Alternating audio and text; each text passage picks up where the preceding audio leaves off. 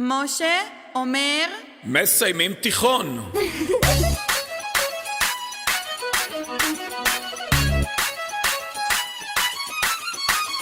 יש עוד שיעור, אני עוד ישן, ואילנה שוב מתקשרת.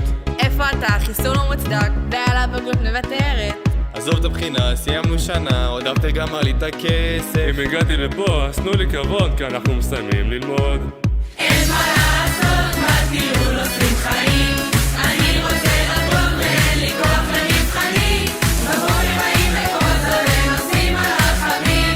כי שלא קבוצה חפש שרה, אני כבר לא נמצא.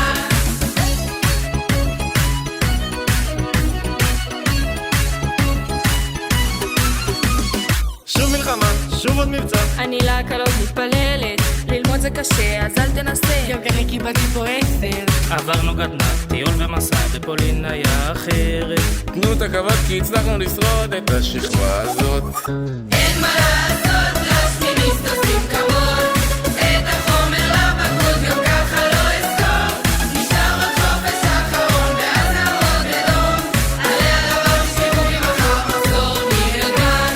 אין מה לעשות, לשמיניסט עושים כבוד. את החומר לבגרות גם ככה לא אזכור. נשאר עוד חופש האחרון ואז נעמוד בדום. עלי הדבר שימו לי מחר מסיימים תיכון. עד שהגעתי לבית ספר, מחכים לי בכניסה. שואלים איפה הסמל, אני פה רק לשעה. נשאר עוד דפטר פארטי, נסתולל ברחבה. החשבון במצוקה, הקפיטריה התייקרה. רק לקרוא, רק לקרוא, רק לקרוא.